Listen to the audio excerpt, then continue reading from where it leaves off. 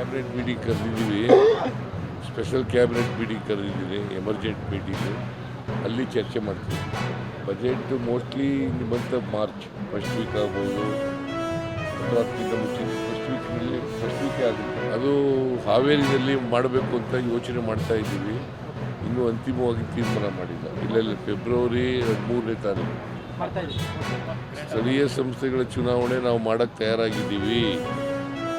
Taluk panchayat, corporation ಚುನಾವಣೆ, ಜಿಲ್ಲಾ ಪಂಚಾಯಿತಿ ಚುನಾವಣೆಗಳನ್ನು, ಬೆಂಗಳೂರು ಕಾರ್ಪೊರೇಷನ್ ಚುನಾವಣೆ ಮಾಡೋಕ್ಕೆ ತಯಾರಾಗಿದ್ದೀವಿ.